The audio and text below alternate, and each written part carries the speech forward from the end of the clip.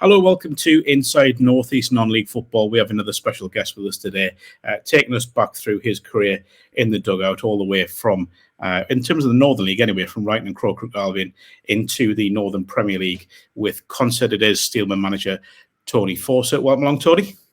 Hey, Mark. How are you? I'm good. Plenty to talk about tonight. An interesting little journey for someone who is still a relatively young coach, we'll say. But we'll start out, and obviously most people that will be watching this will know you from the Northern League with Ryton, Wickham and Whitley Bay. But just to give us an idea of how you started out in management, where did it all begin? To be honest, I kind of stumbled into management. I had finished playing a bit and I was hanging on the threads, should we say, and I'd signed for a team called Lindisfarne. One of my pals was, I bumped into a college actually, and he said, come along, have a few games and stuff, and started playing. And the lad who was manager stepped down and I took over, and we were rubbish, like we weren't great, you know. We're bottom of the Tyneside Amateur League, and we're there for a reason. And it just kind of spiraled positively from there, you know. I got into university and started studying sports coaching, and they allowed us to practice. The lads were brilliant. They allowed us to practice what I was trying to learn at university on them. Some things went great, some things didn't. And as a whole, like it was a massive learning curve, and it was really positive. We won loads and we won trophies and won promotions, and went up through the leagues a bit. You know, we ended up merging with a junior club, Monk Seaton, to try and get some sort of pathway going and recruit players. I guess from the juniors to keep the club going. We then merged into Monk Seaton, it was called. We were playing the Alliance and we ended up getting to near the top of the first division, the Alliance, before I ended up moving to Ryton. So yeah, it was a bit weird how I fell into it, but I'm glad I did. Yeah, I mean, in terms of Ryton as well, how did that come about, that move? Because obviously it's always fascinating. You look at Ryton, they've got a little bit of a history of looking into the Alliance for managers and giving them a chance in the Northern League. I mean, how did that come about? Do you know, so Simon and I used to go to loads of Northern League games, and we used to stand there saying, oh, it'd be great to play games under the lights all the time, you know. And so we started just keeping an eye on some jobs that were possibly going to like become available. We applied for the Ryton job originally, and we were knocked back. We were unsuccessful, and then I think the manager left near the end of the season. There was only about 4 games to go, and I got a phone call, and I asked if I'd come up and have a chat again, and I did. I went up and agreed to take over for the last 4 games of the season, and then that was the start. And you know, it was one of my proudest moments managing up there. I mean, a great club as well. They're sort of out on a bit of a limb up there in the Tyne Valley, and I mean, Kingsley Park, one of the most distinctive grounds I think we can see in the Northern League. Everyone always talks about how it looks like it's got a cottage for a clubhouse, and you've got obviously the bus shelters as a sort of mini stand there, but just a fantastic little club and full of really good people as well. Amazing people, like people who've educated me so much since I started up there. You know, like there's times when we've been on the wrong end of some big score lines, and you know they'll pick you up, but you've been on the right end of some big score lines, and they'll knock you back down. They educate you really well.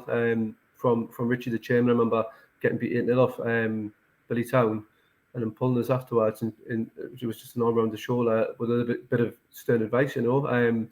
It wasn't a kick up the backside. It was the way it was done. Was it'll stay with us forever. That and like you say, you've got these Dons and the Kevs and the Stevies. So it was just all absolutely top people, and no matter how you try to play or how you set teams up or how you your ethos to bring the players into the club, they just supported you and give us that platform to learn loads. It was just lush to be around all of the time. You know, I never not wanted to be there. We still go every now and then to visit and support when we can. It's I always remember you showing me into the dressing room at one point where you'd had the walls had been painted, and I think it was a club crest put on the wall, and you were talking about the players all having new tracksuits and stuff like that. And I always get the feeling when it comes to a club like Ryton, and this isn't meant to sound as if I'm belittling them or anything, but even the smallest gesture feels like a big thing for the club, a big step forward in their development.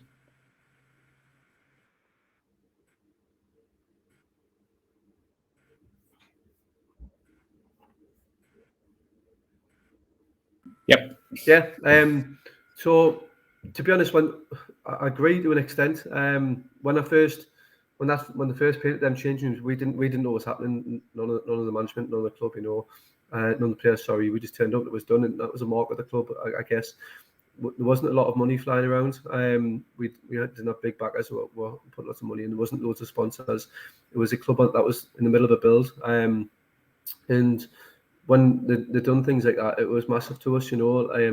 We didn't often ask them to put the hands in their pockets for things. They were just really good like that when we needed them. And little small things were massive to them because they knew that there was no budget. But like I said, it was a club in a bit of a build, and you've probably seen over the last few seasons that they've really started. The attendances have really started to come up. They've got the new 3G. Obviously, the housing estate up the top that was getting built when we were there. Is obviously getting people in the doors, and I'm really pleased to say like that. I think that they've been close to the playoffs, and they're still relatively close this year. I'd love to see them go up, but when we were there, we didn't have that luxury of any sort of. I suppose some of the gates when we first started were like in the 30s. By the time we left, they were in the hundreds, and that was a mark of the club. All the advertising done, all the drives they've done to get the bodies in the door, and then when they were in, how they made them feel, but they made us feel the same. As staff and as players, we always felt loved and cared for. Do you feel that the lessons you learned during your time at Ryton are still sort of you're still using what you learned there now, even though you're at a higher level? Absolutely. The game isn't much different, The style of play might differ, but the game isn't much different. We've learned some valuable lessons. When to shut up shop, when to be aggressive. When to play conditions. We learned how to play our pitch, right? And it was speaking to people about what the ground was like and how it moved. People might not know that the ground changes and it moves because of what's underneath it. So we learned how to play that, and it was absolutely. I think some of the stuff we learned there will serve us for life, and not just on the field, but how we treat people and how we want to be seen and valued as. When we look at your obviously got your move to Whitley Bay. From Ryton, I mean, it's obviously, again, with all due respect to Ryton, it's a big step up. Whitley Bay, famous across the country for the Vos exploits and such like, and FA Cup memories as well. But I know from talking to you at the time, you still felt a bit of a not that it was a wrench to leave Ryton, but you certainly felt that emotional pull of leaving the club, and it seemed to get you more than maybe you thought it would. Oh, without doubt, yeah, it was really difficult. Simon didn't want to leave, like when I spoke about it, and he was like, "No, we're doing well. Yeah, we should stay." But it was you were doing at the time. You were doing well in the league as well, weren't you? Yeah, we were doing brilliant, and again, like we were only just building. It was still going. I think I can only see us doing better and better off the back of it. But it was an opportunity that was too big for us to turn away. That was on my doorstep. And a club that I grew up with. So it was as difficult as it was to leave, right? And it was something I think I would regret if I didn't try. And I suppose it was difficult, absolutely. Moving to Whitley, I mean the expectations go up. A club, I think that's a good sized fan base. They are regularly among the top sort of attendances in Division 1 across the Northern League, across even step 5 of the non-league pyramid. Did that bring a kind of new kind of pressure, and sort of how did you adapt to that? To be honest, Mark, I don't ever feel the pressure from the outside and fans and committees and things. I just go and work hard. I think going in there, I think the pressure that was on me was from myself. I wanted to go in there and do well, and I wanted, I suppose, my name to be talked about from, I suppose, my family point of view, that we've done really well. What it's not about. I value the fans and love them to bits everywhere I've gone. They've always been brilliant, but it was more about, I've come from the Tyneside Amateur League, and I'm here. I want to do well here, and I want to prove to, I suppose, not that they doubted this, but like my brothers and my dad, like that, I'm good at what I do. So the pressure come from myself, I guess. But it was a big club, and you felt it when as soon as you started playing games and there was a roar when you scored, and you could feel it when we lost the Sinners in the Vars early doors, and you could really feel the disappointment around the place, and really felt like we let them down then. So it did have its pressures, but not to the extreme as what maybe you're trying to suggest, I guess. I mean, you saw the other side as well. I remember being there for the Whitton Albion game in the FA Cup, for example. A game that I think at the time Whitton were flying in their division, hadn't lost many games that season, and then came to Hill Heads on one of those famous Hill Head nights where the fog's rolling in from the North Sea and it's cold and the pitch is cut up, and you put in what people may call a battling performance, but also played some lovely football and beat them pretty comfortably in the end, to be fair. I mean, nights like that show what Whitley Bay can be. Oh, absolutely, and I think it still can be. I know Liam's there at the moment, and I think he's just stepped down, and Liam will do well there. He's cut the same cloth, I guess. Same sort of pathway upwards, and I think once he gets a good pre-season run by himself and gets them shackles is the wrong word, but working with somebody else can be difficult. So when he's on his own, I think you'll really see him flourish a bit next season, and he's got a good squad there and a good team. So I think as a club, yeah, it's ready to go again. But you're right, like them nights are brilliant there. Again, Simon and I often go to the games there and watch games there. I remember playing Blythe Spartans there as well that same season. It was the next round, and giving them it was a right ding dong of a game as well. But them occasions, yeah, are massive. And when you're playing well and they come through the doors, you really feel the atmosphere in there. So like you can imagine what it was like when they were winning balls, semi-finals and things, and getting to finals. It must have been bouncing. Yeah, that Blythe Spartans game was a curious one, wasn't it? With goalkeeper sent off early on. I think who was it? Who went in goal again? Shanksy. It was, yeah. Shanksy, yeah. Shanksy went in. I think they had 3 penalties as well. You couldn't see the lines because the rain had washed them away. Yeah, amazing day. But the other thing with Whitley, obviously, you mentioned Simon there. I've always had a good relationship with Simon. He's been through this journey with you. Simon Moody, we should say. But the different aspect at Whitley was that you were a joint manager for the first time, really, in your career with Derek Forrest. I mean, that's a kind of a new dynamic again for you, something where you're not the one making the decision. You've got to make that joint decision and try and have that sort of united front going forwards. I mean, that must have been, in terms of your development, a real learning curve, I guess. Absolutely. And listen, like Derek and I got on. Please don't think that because I didn't like being a joint manager didn't mean I didn't get on with the joint manager. Derek's a brilliant bloke, and I learned loads about his coaching style, how his calmness, his the way he can adapt to really difficult situations. So I did learn a lot from him.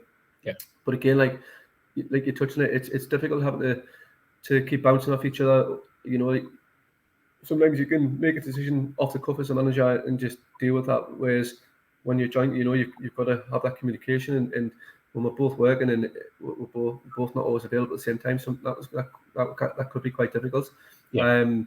But yeah, in game situations and stuff, it didn't really affect us too much. We could talk about it and make decisions there and then. But it was more off the field stuff that got a little bit more difficult. With Simon as well. I mean, Simon Moody, clearly someone you trust implicitly. He's been there for you throughout your whole career and sort of, like I say, as I've just said there, made that journey with you from Tyneside Amateur up to where you are now. I mean, what is it about Simon that means that you feel you not have to have him there with you, but you want him there with you? It's a good question. Asking myself it loads. Listen, he's just a good guy. He keeps us grounded. He's in terms of like me as a person, I can get quite hot-headed sometimes, and I can lose my temper, and he'll keep us calm and pull us back and stop us from doing things sometimes when I shouldn't, or saying things when I shouldn't. But added to that, he's a good coach and he knows his football inside out. Some of the tactical stuff, he'll come up with some really good ideas, and I'll use them and adapt them. When speaking to players, sometimes I've got difficult conversations to have with them, and I'll ask them for some advice sometimes, and he'll come up with good answers. And I suppose he's just like, the yin and the yang, I guess. He just keeps us on track, I guess. Leaving Whitley and moving to Wickham after a sort of short spell, a really short spell of the game in the end, as it worked out. Wickham, a club, I guess, at the time, were in sort of a transition period from where not too long before your arrival, they'd made some pretty big name signings. I think that maybe people weren't expecting. You call Finnegan's, Adam Bartlett's, people like that had come to the club. And it was kind of moving on from that period. That must have been a real challenge for you, because there was a lot of expectation suddenly put on Wickham then because of these signings, and you're kind of dealing with the aftermath of that. I mean, how did you find that? It was okay, to be honest. I think, again, like we went in and we got a hold of the budget and seeing where the money was being spent, and it was spent on a group of about 8-9 players, and we knew we needed to be up to about 16, 17, 18 to be able to have a competitive side. And to do that, we needed to change the way the budget was run a little bit. So we give players pay cuts, and some of them didn't like them and they left. But we had the conversations to their face, and we chatted about why we were doing that. And as soon as we'd done that, people were I suppose appreciative of it. We brought players in that we thought had the ethos that was already at the club. The hard work, and they're going to get stuck in. They're going to roll their sleeves up no matter what. And I think the lads that were there bought into that. And then it spiraled pretty quick into being a really good place to be around. Game one, I think it was the first 5 games or something, we won, and we didn't really concede any goals, and you could see that the belief in the lads just went up. And then obviously the club backed it. But now I think like the playing personnel that were there, they were already good people, and when we had them conversations, they were easy to manage. It wasn't like it was a big kick off. It was listen, like, I didn't come for that, and I want to go and get that somewhere else. And it was a handshake, and they were away.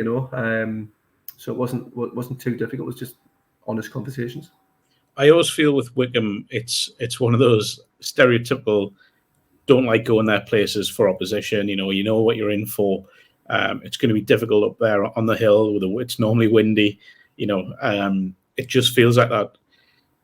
You need to put together a side that kind of matches that challenge for teams. Is that something you felt, that identity of, can we get in a team that will get stuck in? And I'm not saying just be that sort of team, but because you did play football as well. But is it one of them where you felt you had to become that nasty to play against, difficult to play against, and awkward to play against? Yes. I think we already had some personnel there that were like that. You got your Dale Burrows and your Pacey's and stuff who are real physical, real leaders and good men. You already had them sort of players, and you think if you get the best out of them too, you'll get the best out of everyone. Now add to that, you Scotty Robsons and stuff who are rapid and can press really well, and we built a squad around them that allowed us to go and be dominant in terms of especially when we're at home. Again, we learned how to play the pitch, and Paisley and Dale would taught us lots about how it plays and where the good areas are and what to do with it. And like we built a team that was representative of the club. But again, I'd like to think that we were a good attacking team. Not just we were a physical side. We didn't mind getting stuck in, but we had some ridiculously good footballers, who could go and take people on. We could play. We could mix it with the best of them. And we'll beat some really really good sides at a counter at times. And I think like as a manager, we looking back at that team, it still excites us. You still get you off your seat thinking that was a really really good side. Yeah, the move to Consett, to a certain degree, I think to outsiders came from nowhere. It was a big step for yourself, as we've already mentioned, where you've come from in terms of the Tyneside Amateur League, to then be in step 4 of the non-league pyramid with Consett, who again was still fairly new to that division. That move, I think many would say, would be the biggest of your career. Absolutely, yeah. I think like when I talked about it before, I come from the bottom of the Tyneside Amateur to playing in step 4 football. You're playing littered around some really prestigious grounds. Again, it was something I just had to take the chance to do. I think I'd regret it if I didn't. And I think it was. Listen, it's been a good move for us. I've really enjoyed it. When we come in, the team was full of good players. It was a little bit thin on numbers. We felt that after about a month in the league, we sharp realised that we're not sure that the squad was built for this league. Maybe it's a league above, definitely below, but for this league, where it was really, really direct, and a lot of teams that were playing 4-3-3. Most of them were 6 foot and they would launch it. We had a lot of 5'5", 5'8" players who technically were as good as anybody about, but it wasn't suited to the league, and it took a bit of management at the beginning as well, And again, like from Wickham and from Ryton, it was a very different aspect to how we needed to move players on. Some of them were contracted players, and it wasn't as easy as just in out the door. So they still needed to look after properly and treat accordingly. I would like to think we've done that. Some might agree, some might disagree. But we like to think we treat people with the respect they deserved. But yeah, it was a move that I had to take. I had to. Again, I think I'd regret if I didn't. And I'm thoroughly enjoying every challenge with it. Because of that, would you say there's similarities between the move to Consett with the move from Ryton to Whitley Bay? Because you mentioned that pull. Were there similarities there? Yeah, absolutely. I think the move to Whitley was a bit closer to my heart than anything, if that makes sense. Having went to school like in the area as a teenager and stuff, I think like having that pull around there was a pull on my heartstrings more than anything else. But this move was definitely a professional move. One where I felt like I could step up and really progress again. I still feel like we can challenge for titles with the club and go up another level or two. Might take a few years, but we feel like we can do that. And I'm not saying Wickham can't do that. But at the time, and still at the time, that they share the ground with a cricket pitch, and I'm not sure how that would look going up a level.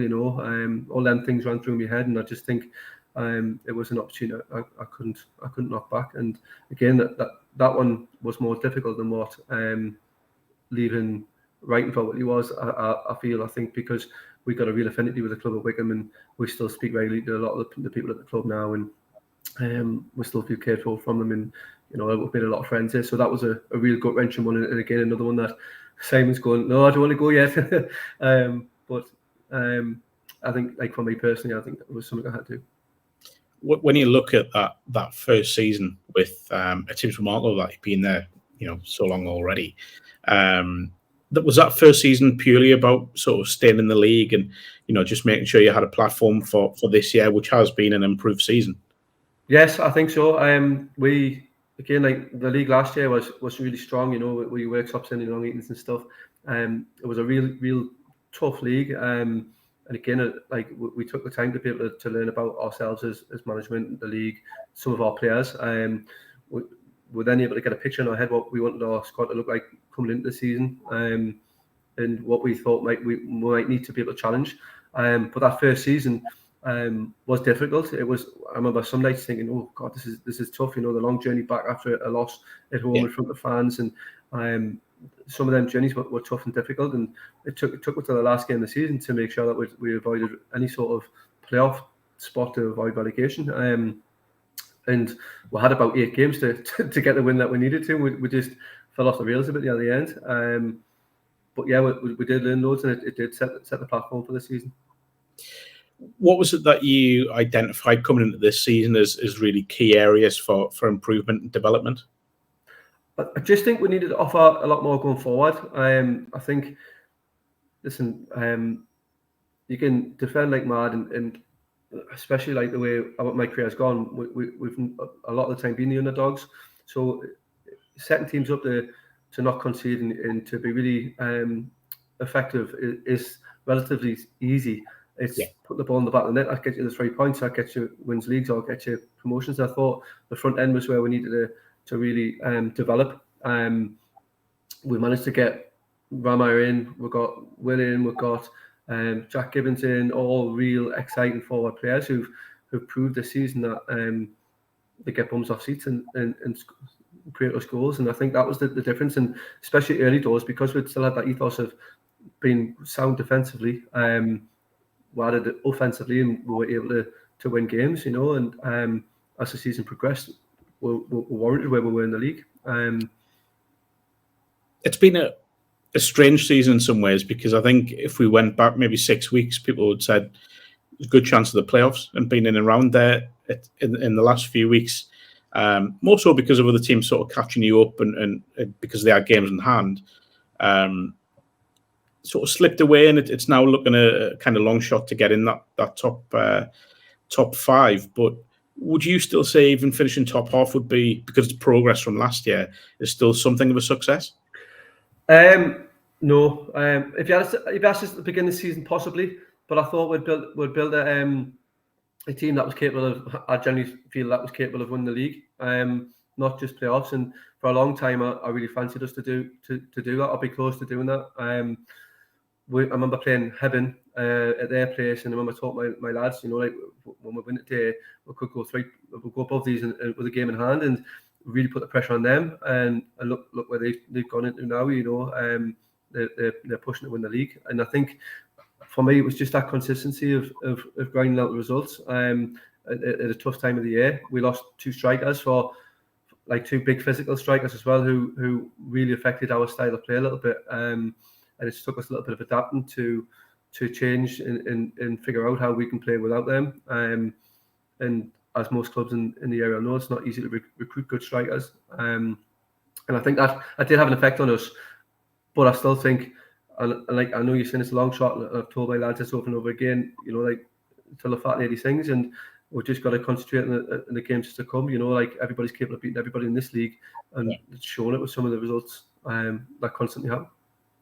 We should say as well as one of the contributory factors of maybe not, if you don't reach the playoffs, it's been what feels like an ongoing battle with injuries. You've had a lot of players out, and key players as well, that's hit you, and maybe had to play players in positions that they're not used to, or they've had to learn in those positions as well. But it seems to me from the outside that those players have kind of just got on with it and tried to do what they can to help the club.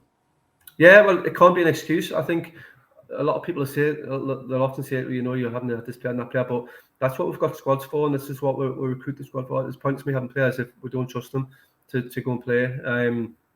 And when we have lost players and we've have to play players in different positions, that's just how it goes. I remember going to Stockton on Boxing Day with Matty Slogan playing centre half. We've played them the other day with 3 full centre halves there. We weren't missing it. It's how it goes. It's part and parcel of the season. And that's why the best teams win the leagues and teams finish where they are, because they deal with them challenges. But we do feel like we have had a lot since we joined the club. Even the first season, we were crippled with injuries. This year we've had loads of like long-term injuries as well. It's never like just a hammy and back in 2 weeks. It's normally out for like 4, 5, 6, 7 weeks, and it's normally in the same sort of area. But it's what it is, and that's why we have squads. Just looking at your fixtures, obviously you can see them go along the bottom of the screen. 3 of the 5 at home, which is traditionally an area of strength for Consett sides. Obviously the pitch, the conditions, and all that we spoke about at your previous clubs as well, to be fair. But do you feel as if that home form can maybe push you closer to those playoffs than maybe some expect? I'd like to hope so. I think we're good. We're very good at home. We can be terrific at home. Again, we know the pitch a bit better, and it is certain ways to play. I know people just know it's just a 4G, but it's not just a 4G. And it is certain ways you can play it. But I'd like to think that a home form can do as well. But some of the teams we're playing at home are good sides. Like we've got Liversedge, who when we went to their place, they dominate the game, and we scored the last 2 goals in the last minute to win the game. So I'm under no illusions that that's not going to be difficult. And then Brickhouse, I never took a point of Brickhouse, and they've got to come up. So they're not gimmies. And then if you go to the last home game as well, Bridden, they beat us 3-0 at their place, and they beat us easy. So they're still tough games, and although we like being at home, we feel it is an advantage, especially when teams have to travel and when the conditions do come in. They've still got to go and be won, and we don't take them easy. Certainly experienced those conditions on Monday against Stockton. Yeah, it was an interesting day at Bellevue. Just the last one, just looking at the future for yourself, for Consett. And I apologise, I'm again sound quite negative here. If you don't make the playoffs next season, is that kind of the minimum aim for next season? For me, yes, and probably from the lads, from the club, like very supportive. Like the committee only ever back us. excuse me, they do want to see us progress. The fans want to see us progress, but they all support us and will cheer us on regardless of what we're doing or where we are in the league, you know. But yeah, I think for me and the club as a whole, I think if we don't get in the playoffs next year, but again, like it's not easy to get in them. I've watched from afar as Dunstan have cheated around the playoffs for a few seasons. You know, your Heavens have managed to get in there last year. They've managed to get in again.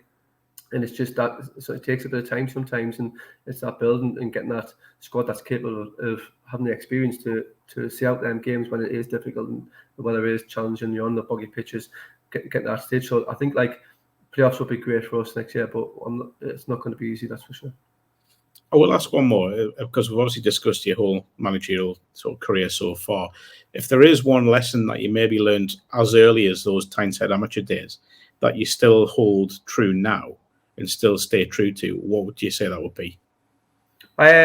Just be humble and be honest. I think that the two go hand in hand. I think there's no good being big time in pretending you're better than what you are. You know, like we're only human, and so are the players that we coach and we manage, and they need to be treated accordingly. And as long as we're honest and treat people with dignity, I'm sure everything should be fine.